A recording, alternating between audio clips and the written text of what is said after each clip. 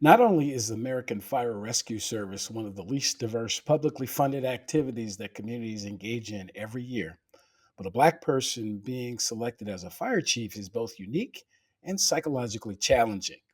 We'll talk with the leader of the National Association of Black Fire Chiefs up next on this episode of the Psych Health and Safety USA podcast. From Flourish DX, this is the Psych Health and Safety USA podcast.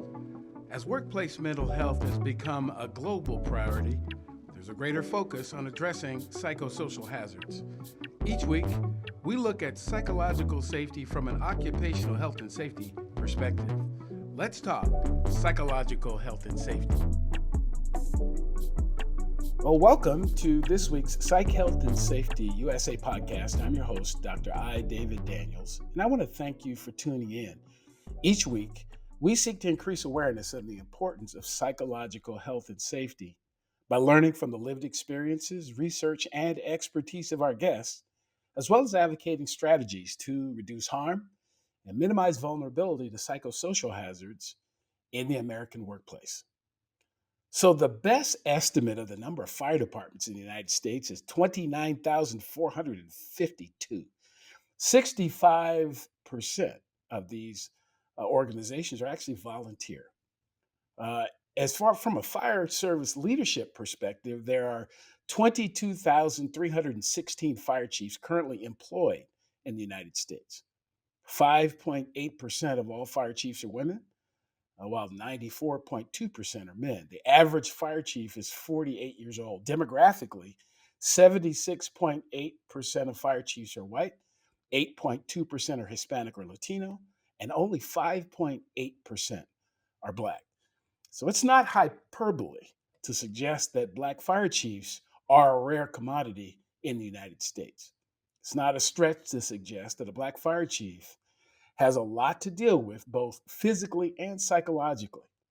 Not only the stress associated with fire rescue, but the leadership challenges of a public sector leader and the issues associated with being Black in the fire chief role. So, we're going to talk about psychological health and safety for Black fire chiefs and ask the question, is it psychologically safe to be a fire chief if you're Black?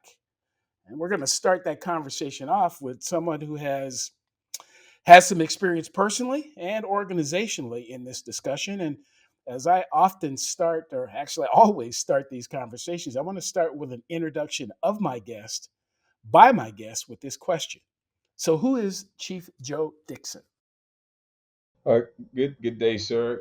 To you and all your listeners. Chief Joe Dixon. First of all, I never introduced myself as Chief Joe Dixon. Chief Joe Dixon is a father, a son, a brother, a friend, a mentor, a coach. Oftentimes, sometimes a mentee, a student. Always, and just somebody that's looking to, I guess, leave it better than I found it. Trying to a man of faith, trying to do my best to be true to who I say I am. So that's a little bit without getting into details, but should paint a picture of who I am, sir. Thank you. Well, that's actually very refreshing. I I tried to start off with I've met folks, as you know, I had some time hanging out in the fire rescue service myself, and I met a lot of people who, they always necessarily wanted the title to be mentioned. I've run into people and you ask them their name, they say it's Captain Joe Smith or whatever it is, and I go, "Did your mom like name you Captain?" but but again, there is a lot of pride associated with the roles, and so certainly want to give that opportunity. And we've got a lot to talk about, but one more opening question that I ask everyone, and not looking for a textbook answer, but your view. What does psychological health and safety mean to you? Well, to me, that means the environment and conditions around me that make me feel like I'm safe and that I'm essentially well and able to perform, not come across. It can be supportive, um, my work-life balance, those type of things, my psychology, all those things will work together um, to make me feel like I can do my job. I can do a training, educate. I mean, it's a few components in there, but those things that come together to make me feel like when I come to work, I have a comfortable chair to work in, a comfortable environment. It's not too loud. People support me. I support them, and it doesn't cause me pain. Stressful for me to hopefully most of the time to be here. Right. Yeah, absolutely. Yeah, it's and yeah, and I appreciate that perspective, particularly from the view of someone who does what you do and is involved in the way you're involved. And as a leader, as someone who's responsible for creating this safe environment for yourself and for other people. So what kind of concerns do you have about the fire rescue profession as relates to mental and behavioral health? What do you think's going on? Well, I think in this, we touched on it in our conversation. I don't even remember if we were on the camera at the time, but it is in this day and age, the pressure is so in public safety, the pressure is so high. It's always been that way, but post COVID, anyone that is in the fire chief position knows that the cost of services just skyrocketed, and we are still expected by our customers, our neighbors, whatever you want, however you refer to them, provide a high level of service. But we are often, and people would say that you hear say we're doing more with less. Well, we are either we our there's a certain capacity, and we have extended beyond that capacity. We're the point where we are. Well, if you have to have those courageous conversations with your supervisor and say, well, this is what we and so going to another part, just really quick, is that the fire service. One thing that we've done well, uh, and I think that has helped us. We used to be able to walk in the rooms and say like, if you don't give me what I want, everything's going to burn down. People are going to die. We have to come with data. We have to come with projections, and I have to say, this is basically a cascading effect that if we make this decision, that we can do that. And I understand we only have this much budget, but I'm going to remove this, and this is what is likely it's going to look like. And we have had to have those discussions, and it causes stress with could cause stress at my level and with people that report to me. We know in this area alone, we've had in less than a year, I think 5 suicides because it seemed like I was getting a call for honor guard every month or so. If for a while it felt that way. So we know we have that stress level. Some of it can be cumulative, but we have people that because that we can't leave. We go to a scene. Think about this, because my counterparts over in law enforcement, and I get into it with them all the time in these not heated discussions, but we're friends. When we go to a scene, we can't leave the fire burning. We can't leave the people stuck in the car. We can't leave the person in the hole. We always find a way. That's our mentality. So when we are presented with a problem, the pressure is always on us. Man, we don't have enough, but we are so wired that way that we try to figure out a way. And they're like, well, we can't do that. Matter of fact, we turn our phones off at 9 o'clock. I was like, what? You're a captain or you're an assistant chief, but that's how we're wired. So it's a lot of pressure um, on us, and of course, there's at the line level the people that work with me, the trauma exposures, what they deal with, and things. But it is in this profession right now. There's a lot of stress, a lot of you'll hear depression, but it's incumbent upon us and incumbent upon me to tell people it's okay to have programs in place that they understand that they can have a conversation. I always talked about basically we always have awareness, operational technical training.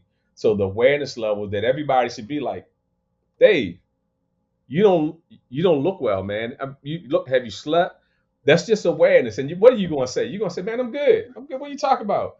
I'm, okay, that's cool. But at least I know, because I see you sometime more than your family, because you got another part-time job. But then I go and tell my captain, or I go talk to a chaplain or somebody, and somebody else come and look at it to say, it's important for us not to just take that I'm okay and leave it like that. That's where I think the fire department, or the all hazards response service, has grown, in the fact that we've seen too many of our partners perish at their own hands, and we are more willing to say, like, no, dude, you know, um, you need to talk to somebody, or have somebody come and talk to them. Right, right.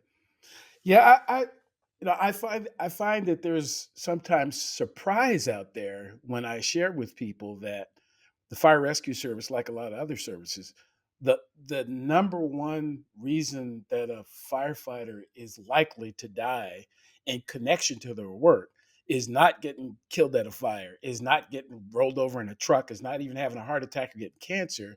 It's death by suicide.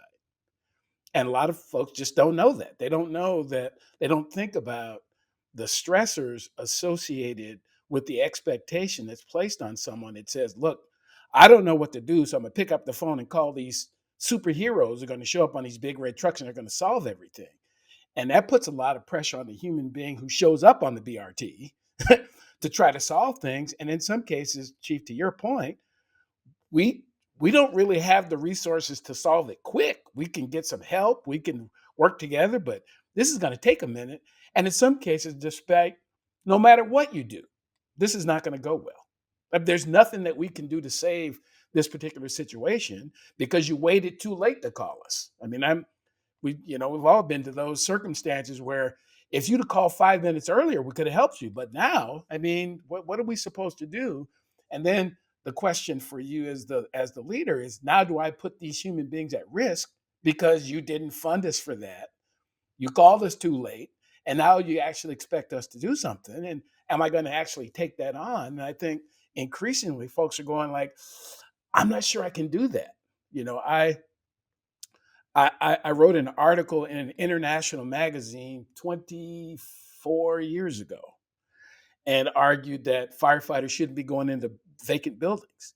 And a lot of people thought I was crazy for saying that, but I go like, I don't, I don't think there's nobody in there. There's no property to be saved, and this, in my particular experience, was after having lost two or three colleagues in vacant buildings, and one of them I was there. I mean, we went to this vacant building, went in, kicked around, did some stuff, and one of my colleagues got killed.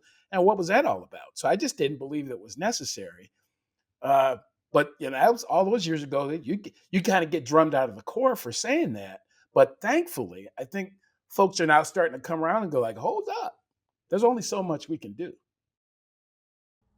And you're right. I mean, even what you touched on there is the not only the culture that drives us to make poor decisions, because, and when you look at, you study some of the NIOSH reports, and you look at one of the most dangerous times for the fire service is change of shift on a holiday.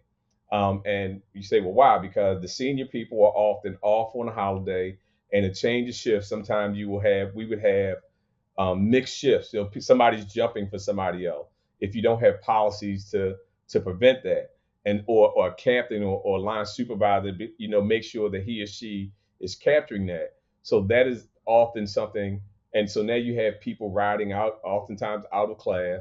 So at the last, Dr. Niles Ford in Baltimore City, most recently, if you, which you probably have, were familiar with that, you had a new lieutenant. I believe there was the three people that perished were one was a female, and I say this because it's important, and I believe the new guy.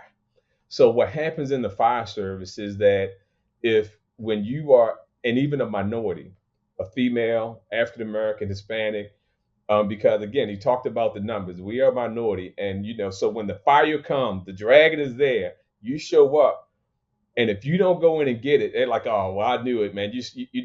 We'd have gone in and we'd have kicked that dragon's ass." Can I say ass on your show? Ass is good. Okay. So we'd have gone in, and even though it was reported that allegedly there were people inside there. When you if you see any of the tape, you know that that was not compatible with them survive. If they were in there, it was incompatible. So you have to make a decision and be strong enough within yourself to say, no, this is going to be defensive. We'll throw some water on it. Hopefully, we'll be able to transition and maybe go inside. But if they're in there, they were.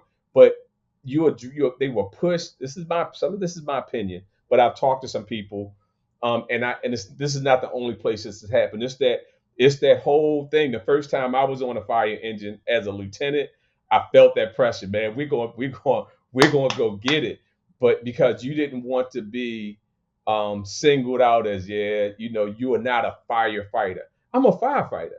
I didn't have the legacy because everybody around the table with me, uncle was a firefighter, dad's a firefighter, but we're firefighters. But we always felt like, many times we felt like we had to prove ourselves over and over, go above and beyond, and that gets people that has gotten people hurt and continues to get people hurt. Right, right. Wow. Yeah. So, yeah, I'm just happy to be having this conversation with someone who'll be straight with it, because you mentioned the fact that based sometimes on how people look, where people were born, their accent, that type of thing, there's a different level of pressure. Because as I mentioned in the statistics, and again, honestly, I don't say this because I believe that people in the fire service are bad people. I don't believe that. I believe most people in the fire service are there. They really want to serve their community. They really do want to help.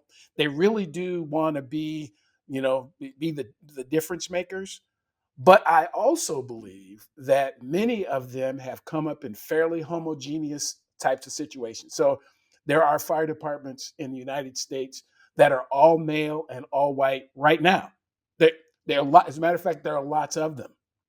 And that doesn't mean that they're bad people, but it means that they lack the perspective of people who are different from them. So, and the same thing would be if they were all black or all Asian or all whatever. I mean, if the responding party is doesn't have a lived experience, doesn't have a person that they don't know anything about those people over there, so they have this mindset. And in the United States, we've got a long legacy of describing poor people and describing black people and Hispanic people in kind of pejorative ways. And again, not that you're the bad person, but there's just a culture that we have in the country that causes people to act in ways that are going to get other people hurt, so they can just kind of prove how tough they are. So um, I mentioned some of the statistics, and there seems to be some work going on. But talk to me a little bit about the diversity push or lack thereof in the fire rescue service as it stands today. Well, Chief, there has been, you talked about writing 20 years ago. There have been reports from uh, the IFC, IBPF, that have, it seemed like they've repeated every 10 years or so. And, we talk about this. Matter of fact, I just participated last year in a wing spread event with the IFC, other organizations, and talking about diversity in the fire service. It is uh, historically, as when you talk about where we are right now, that if it's been this way and you start moving that direction, so of course, there's some people that don't want to change because why should we change? We're doing well.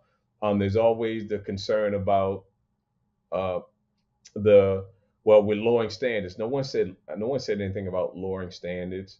There's been with some of the females when they came up with the CPAC, these things that have been placed in places to uh, to be a barrier with because there are times that if a person can do the job, if they can prove that they can do the job, then let them do the job. And I am just to the point now ad nauseum and talking about it. And I just feel like here in Florida, And I'm on the back nine of the back nine, so I don't I have a pension. I'm very blessed. When I came down, and the city manager was talking about hey, we want to do a little better with diversity. So in Florida, there's a fire college. They have to go to the fire college for you can hire them. Well, if you go to a car factory and you're my boss and you tell me, our fleet, I want you to get me some blue cars. Okay, sir. Dr. Daniels, I'm gonna go to the factory, I'm gonna get you some blue cars, sir. But I go to the factory, all they have is white cars. And you say, hey, I asked you, well, they maybe once a year or something, sir. But then everybody wants that blue car because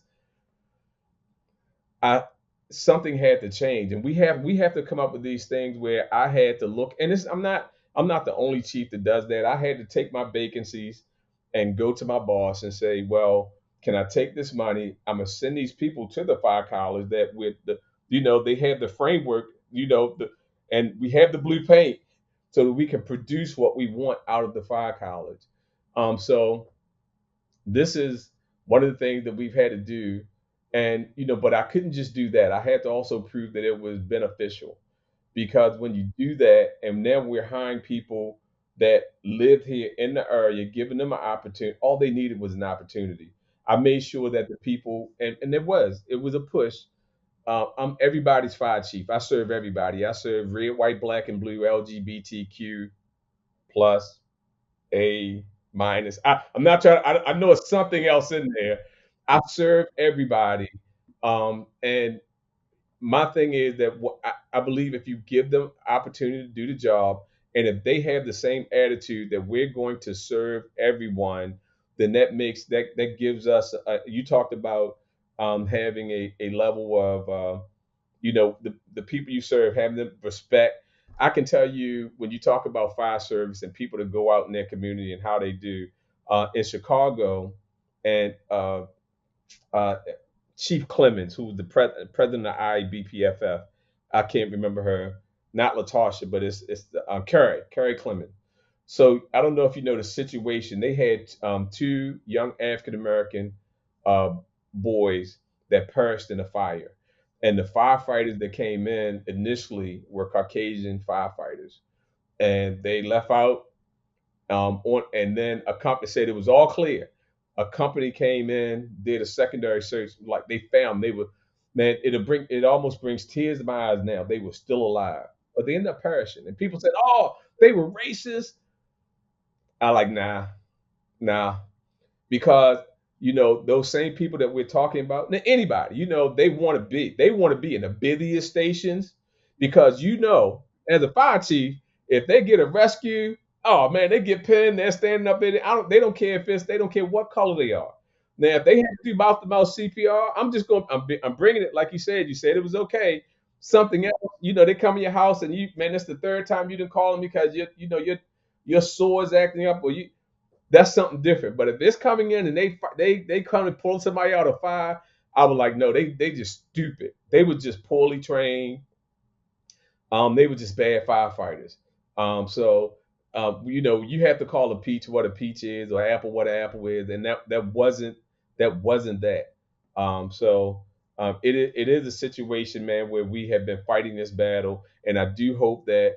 And you think about the numbers. I was just recently at the Call Homes Executive Development Institute in New Orleans, talking to some leaders from across the country, and the numbers in the IBPFF maybe 10 or 15 years ago was uh, 10,000. The number is down now to less than 3,000. We are, we're, yeah, we're working. I'm talking about members of the IBPF, not so, but the numbers across the fire service, like you talked about the fire chiefs, but even in the general fire service, like, yeah, you did get the number of the fire service. We're number three now, so we were number two after consent decree. What do we? So I have to ask myself, I'm light skinned, but as a black fire chief, what am I doing wrong?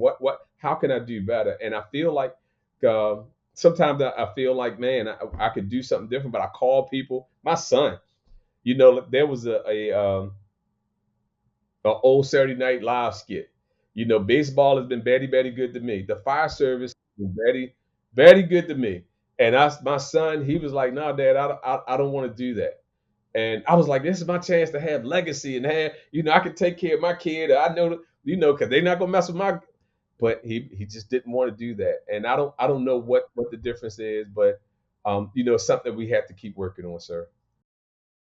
Well, um, one of my observations based on what you said is if you think about it, every system is perfectly designed to produce whatever it is currently producing. And yeah, you can't take a system that's designed to produce homogeneous outcomes and get it to produce diverse ones. You just can't. It's, like you talked about the analogy of the car, and I really like that one. I may use that here come in the future.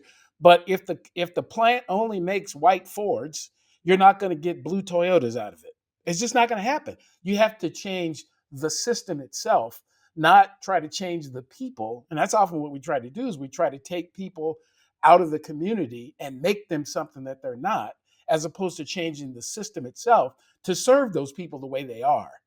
And it's harder. And in some cases, it might cost you a little bit more upfront, but it'll save you in the long term. And I say this not only across the public sector, but the private sector as well.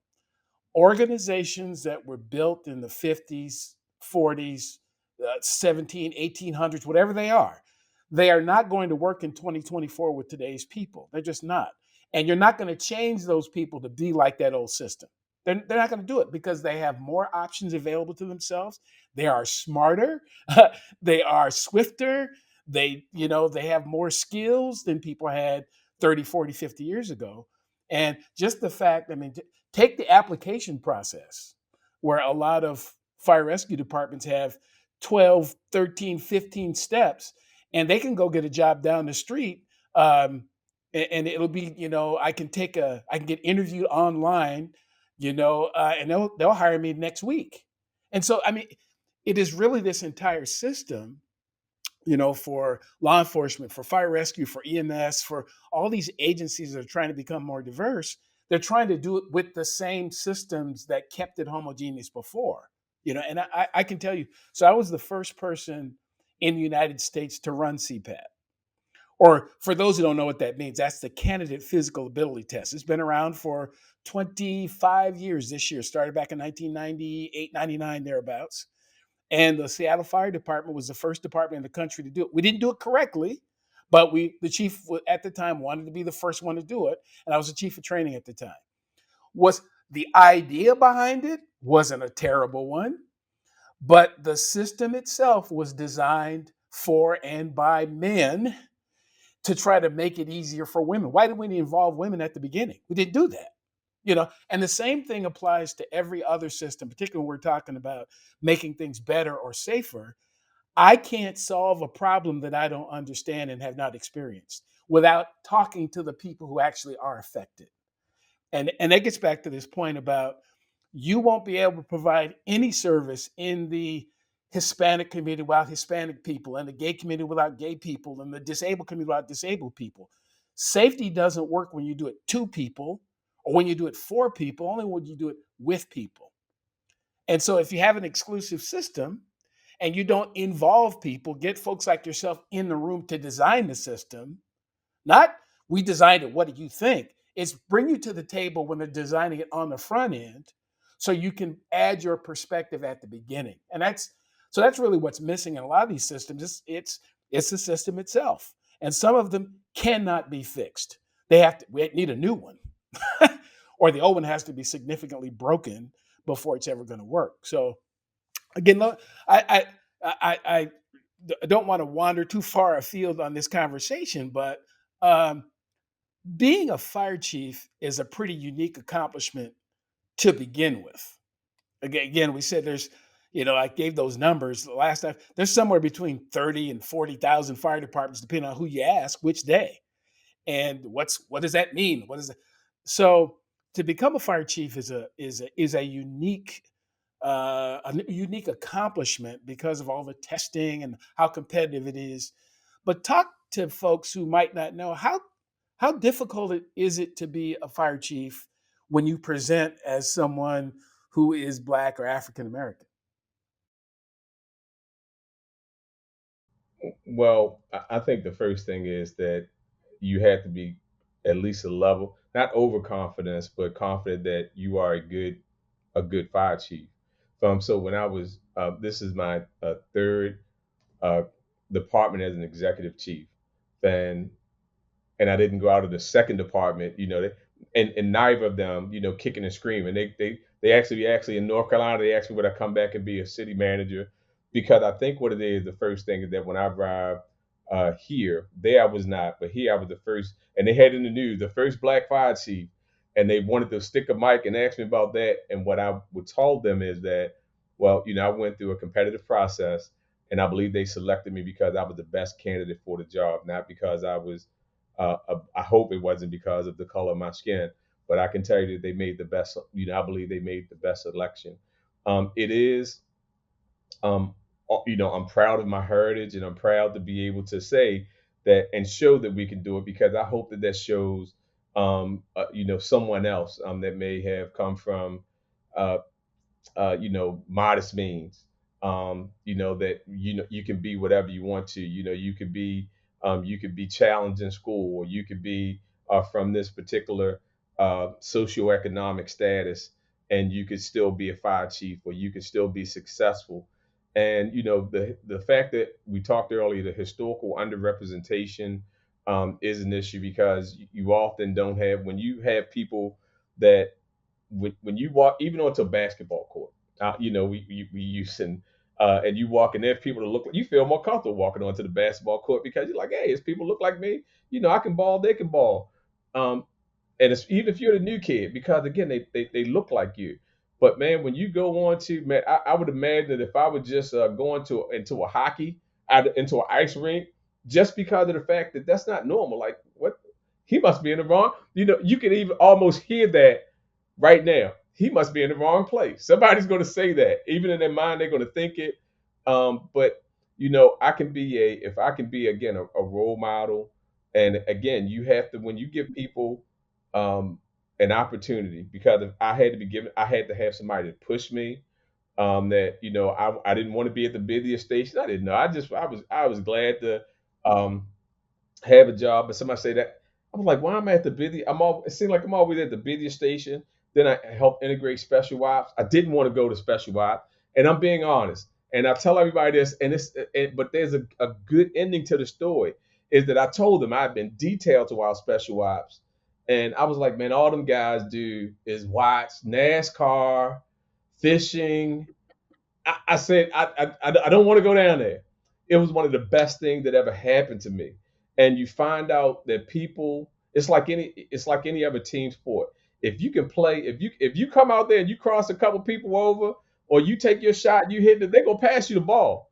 That's all people want to know. And we just need to make sure, because we talked about that legacy that may be around the table, even though it's not my son. When I see somebody that comes in, if I'm at the chief level, I may not be able to do it myself, but I need to have point and have somebody go over there and make sure he or she has a level of support. And it may be one of the other things, Chief, that Doc, I don't know, Doc, or whichever, Chief Doc, that is that when you look at the civil rights movement, and you look at all the marches and things like that, it wasn't just you know black people, people of color. So sometimes, man, the people that will help you are people that don't look like you. Sometimes we are some of our own worst enemies. So I do want to put that out there, that I'm not saying that because I have seen it. Like, man, why aren't you, man? It's just that's troubling to me. But I do try to make sure that, again, I'm fair to everyone. I'm a mentor to everyone on my staff, but I will work hard to have this young, because I see myself from, and I know the underrepresentation, and I want them to be successful. I will not give anyone an undue, unfair advantage, even though I strongly believe that there were times I was sitting down and I was the only one taking the test for the first time. But you overcame that, and I overcame that. Then they were like, something must be wrong with this test because oh no, yeah, he got a 99, but I got 100. So that's what sometimes that's what you got to do. So yes, sir. Yeah, yeah. Again, and I have these conversations, and particularly when we talk about psychological safety. That concept that I can, uh, be myself and share my inputs and not worry about how people are going to treat me after I do it. Uh, just because people are watching NASCAR and watching fishing doesn't mean they're bad people. It just means they have a different interest than I do. And we learn our interest from the people that we're around. So if I just happen to be in a community that like NASCAR, well, I probably like it no matter what I look like. And I think sometimes people overthink even some of those issues. The question is, can we get together to do this thing? We don't have to be go to each other's house and have dinner. And it'd be okay, but we don't. That's not absolutely necessary. I don't have to know everything about you. We have to know enough about each other to be able to do this job. And when we're talking about a job that requires people to live in the same building for 24 hours at a time and multiple days, and you do end up learning a little bit more than some people learn, but it doesn't mean that they're good or bad people because of what their interests are. That's about the organization setting the system up to allow we're going to have opportunities to talk about a lot of different things, to eat different kinds of food, to go different kinds of places. And that gets back to that system again. If you're going to hire people who are different, you've got to create an environment so all those different people still feel good being there. It's got to be good for everybody. And I think that's kind of an area, I mentioned this before, that again, I worked in Seattle. They hired the first female firefighter in 1977. It took like 6 years to figure out that maybe we should do something with the bathrooms. I mean, but it's because all men made the decision on the front end and didn't think about some of the issues that women would think about. And again, doesn't make them bad. I mean, it's a good thing to start, but again, it goes back to this point. Inclusive leadership matters. Including people matters. Including people's voices matters. You're only going to make it better, for other communities and for the people that are different with them. They have to be involved in the conversation. I may not know anything about fire rescue, but I know about what it's like to be, a person like me. And the other stuff we can learn, the firefighter stuff can be taught to anybody. But it's that whole cultural piece that sometimes people don't take enough time to really get that down. Do you need more psych health and safety in your life? Then head over to the Flourish DX Academy for several free on-demand e-learning courses. If you're an internal professional, follow Flourish DX on Eventbrite to register for any of our free fortnightly interactive webinars. Our flagship professional practice program is also exclusively available for internal professionals. The 12-week course blends theory, applied practice, and interaction with other professionals through live lectures and a monthly community of practice session. Find out more about all these learning opportunities or inquire about a bespoke in-house training at the Flourish DX Academy. www.45003.org. Now back to this episode. So the organization that you lead is called the Black Chief Officers Committee, or the BCOC for short. So what's that about? For those who have never heard of it, what's the BCOC about? Well, the BCOC started 1986, and it was just like oftentimes you had a group of people that have an interest and said we have to, uh, we kind of have some of the same concerns. Let's come together. We can share resources. We can share knowledge. This common ground we have on. Let's work together and actually to lift as we climb. So now I can share with you because many of the problems that we come across in life and certainly in our profession it's not the first time. You talked about what happened with you 25 years ago, and there's somebody that's going through the same thing now, that hopefully you'll be like, dude, look, matter of fact, you may have to change. You probably even have policies you've written that it may not be the same thing. There's a few things that have changed. You're going to have to check, but this is at least some groundwork that you'll be able to build upon. and that's one of the we've continued to. Actually, that was a down period, but right now we are working because it is important. It's been my mantra since I came on board, and I've been blessed to be the chair, not because I need a title, but because I believe in it, and I believe in what leaving it better than I found it, and I believe we have an obligation to share with others and to. It's okay with Dr. Daniels having been an executive chief all across the country, and Joe Dixon all up and down the East Coast. But who's next?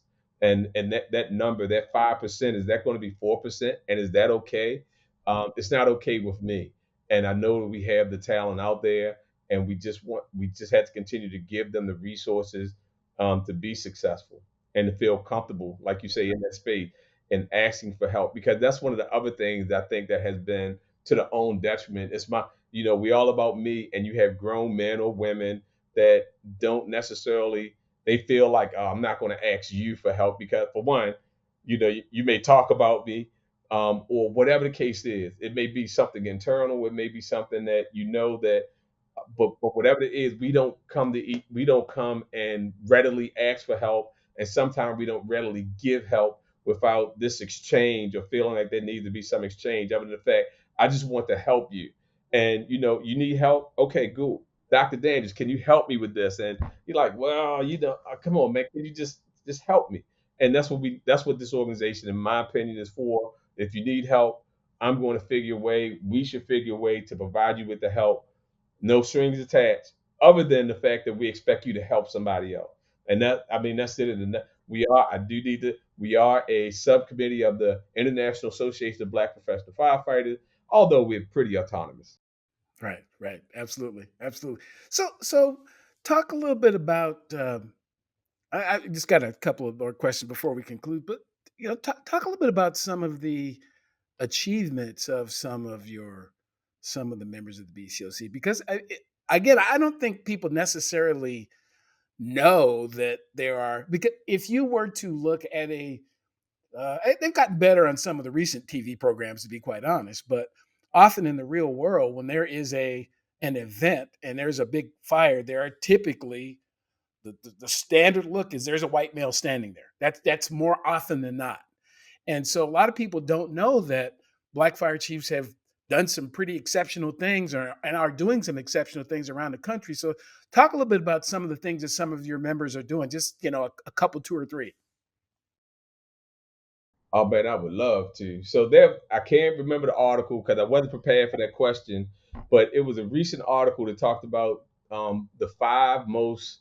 I don't know if the term used was progressive, but high achieving departments across the United States. And out of those departments, you had John Butler, you had Joe Baker.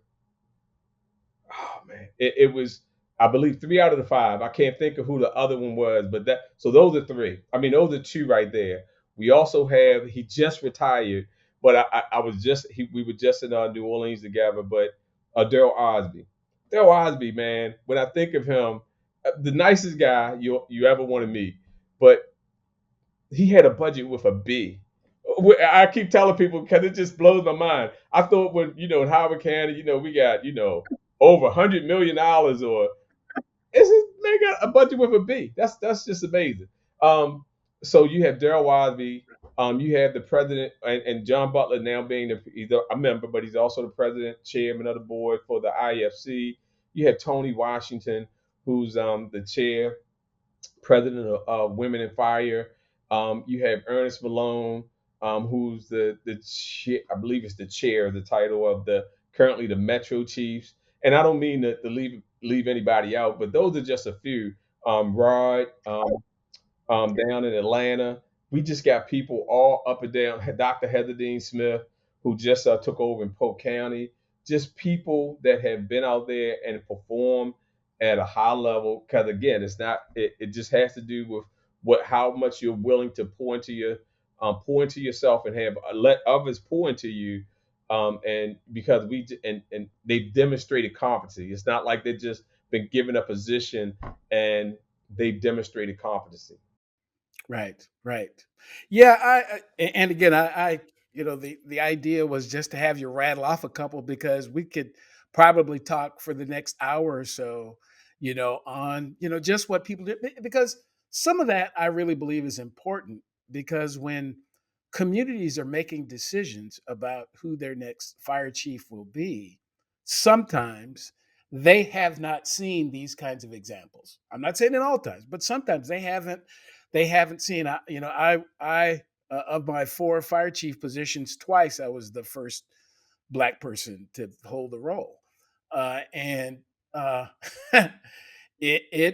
there's it's different. It's just different. So a lot of it was really good. Some of it wasn't, because again, the role itself wasn't built for me. Wasn't built for the way that I think.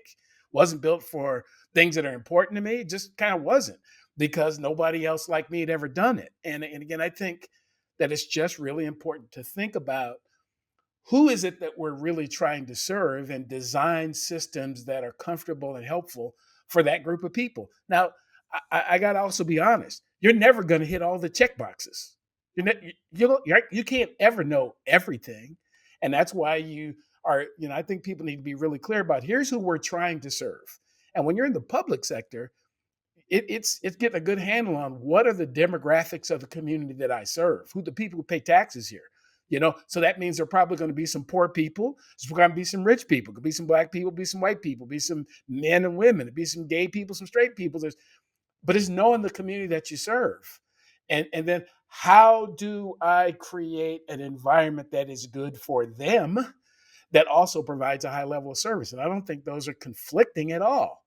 But you know, it requires people with courage. So let's say you're talking. Let's say I've got some city council people and some city managers and some county, some local government people who are listening, and they're thinking about, we really need, we really need some diversity in the fire chief role, and our communities, maybe, a high percentage of Black population or whatever. We probably want someone who looks like this community. So what are some hints or some things you could share with them before they hire a fire chief who just happens to be Black? Some things they could do in advance that would help that person be successful.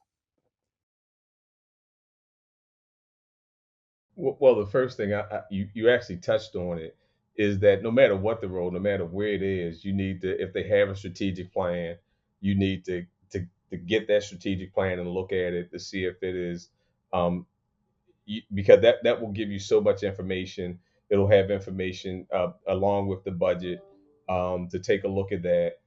You also want to, and that's where these networks come into play. If you have a network, whether it is the IFC, but the BCOC, because you said a Black chief, that you want to call somebody and say, well, who do you know? And so this is from the side of the Black chief perspective. Then you also want to get, a mentor. But if there was a city manager group that was looking for, because they'll tell you that, looking for diversity. The one thing I want them to do is look. If they said that publicly, I don't know if I'd be interested in the job, because what I want them to do is be looking for the best person for the job.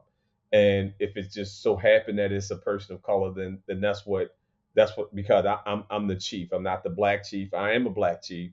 I'm a proud Black chief, y'all, but I am the chief. And it is important for one of the things that I just talked to Daryl Osby about, and we're talking about now, is that it's almost like the white Ford, blue Toyota, is that we talking about, is that the IFC has what they call a human capital arm. And if some of them are listening to this, they may be ESCI, Emergency Service Consultant. And I'm like, well, why don't we have something like that, the BCOC? Because we have a Dr. Daniels, we have a Dr. Kennedy, we have Dr. Freeman, we have people with that has, you know, all across the country that could be, it's not doesn't have to be a full-time job. That could be contractors, 1099 employees, I believe is what they call it, that we could be able to say, if you want something different, let's start with the fact that everybody that comes and starts with and taking the assessment, initial assessment, and what you want doesn't look like what you say you don't want. So that's changing the system, because that's what you were talking about. Instead of like, okay, I'm just going to go and make sure I perform well, let's start with the fact that the person that's going to develop the process, the person that's going to be your consultant is going to be a person that maybe looks like what you say you want. So those are things that, again, if you're just on yeah, yeah. If you're just on the side of the chief, that's anybody. You have to understand what you're going in. You have to understand the demographic, because don't get there and be like, man, I don't have no support. Well, you the only, and some that have been successful, but you're the only black dude for like 3,000 miles, and you thought you could come out here in West Mississippi, someplace and be like just because you want to be a chief.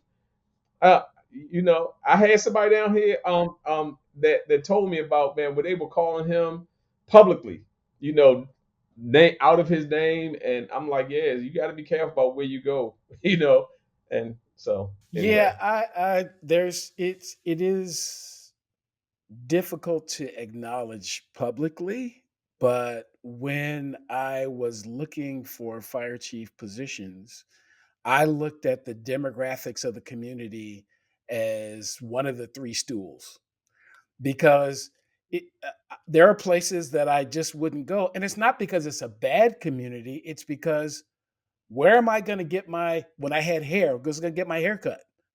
Where am I going to buy the food I kind of like to eat? Where am I going to go to the entertainment that I enjoy? And it's not that theirs is bad, it's just not something that I enjoy. And I don't think people think about those kind of things. There are places that are, it's just not me. And again, it's not a bad place.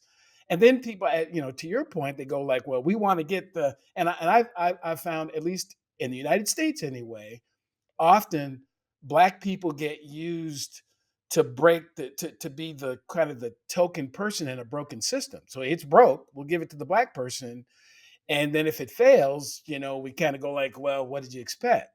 And I'm, that's been not only my experience, but a lot of people. It was broken when you gave it to me, but you only and that goes back to, we've got this long legacy of some ways that people have thought about black people. And so again, that means that the community itself and the candidate have to just be honest about what it is they're really trying to do. Really, not really, really, not what you put on the poster, but what are you really trying to do? So the person trying to decide knows what they're getting themselves into. And it's not that it can't work, but often it doesn't, because people just aren't honest. Just be honest about it. I think that uh, there are some places who should simply put up when they advertise for a fire chief, and women need not apply, or black people need not apply. I mean, it's illegal to do it because they're equal opportunity employers, so to speak. But the reality is, you haven't built a system that would support that kind of person. You just haven't.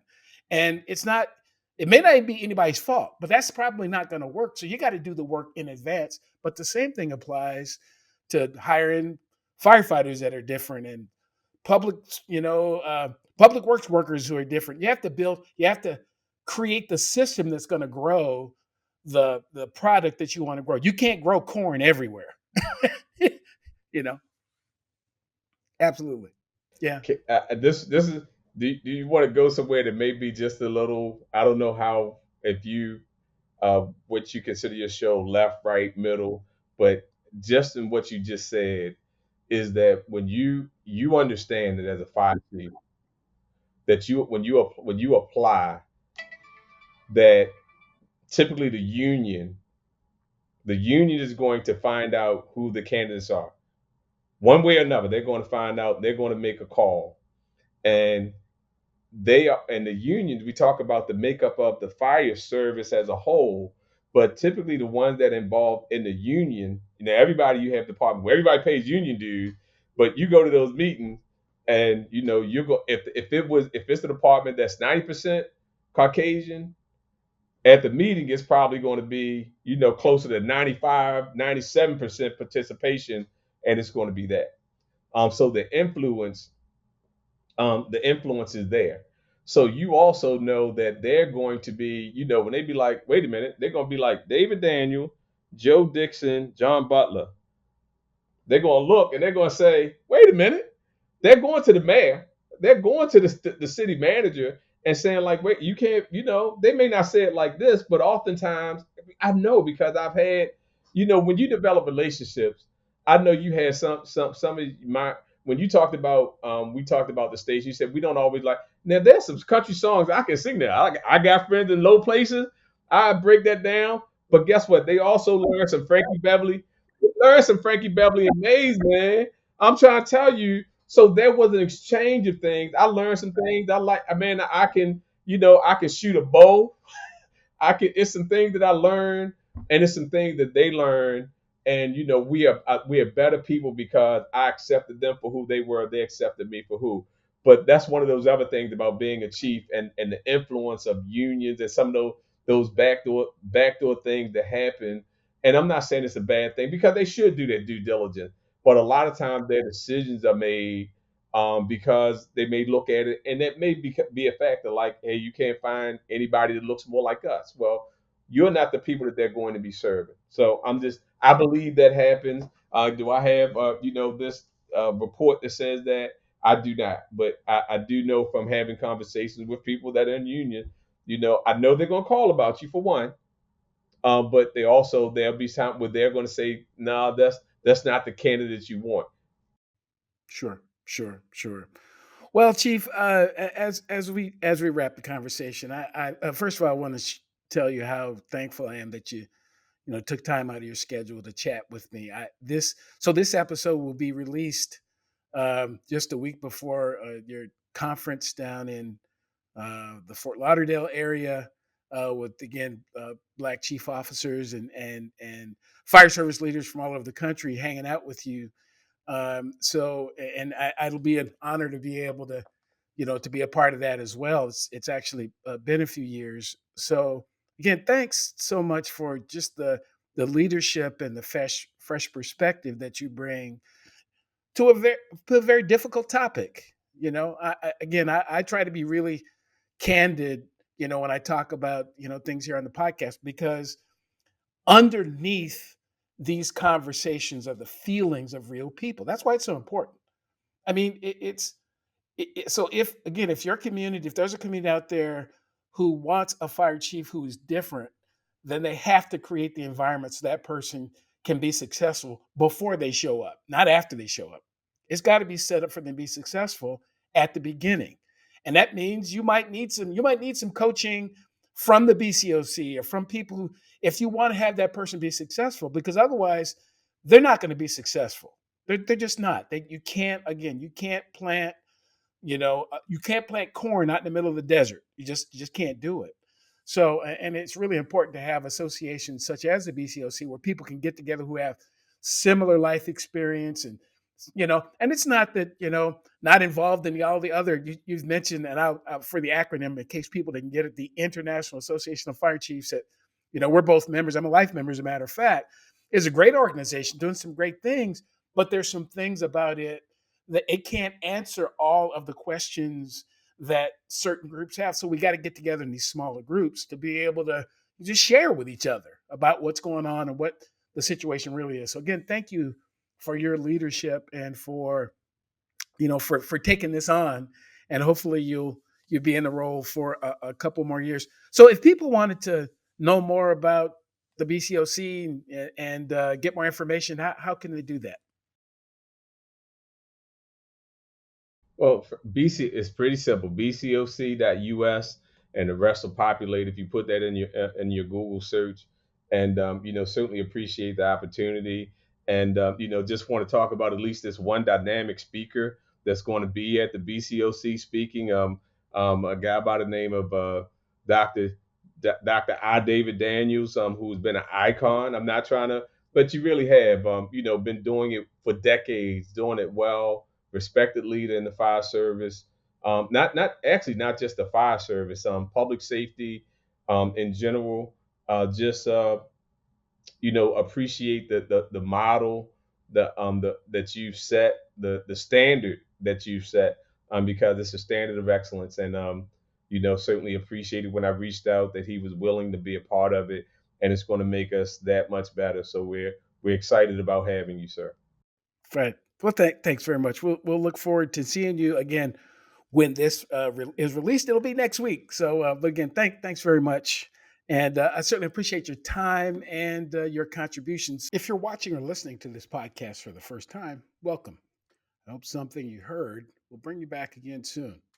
Previous episodes of the podcast can be found at psychhealthandsafetyusa.com. You can watch, like, subscribe, and share the podcast on the Flourish DX YouTube page. And please join the Psych Health and Safety USA movement by connecting and becoming a subscriber on LinkedIn. Until next time, stay tuned and look out for the next episode of the Psych Health and Safety USA podcast.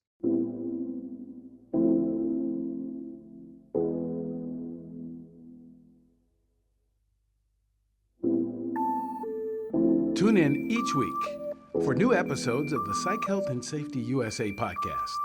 If you have a story or know of one that needs to be told, reach out to us on LinkedIn or send an email to david@id2-solutions.com or go to the Flourish DX website at flourishdx.com. We'll see you next time.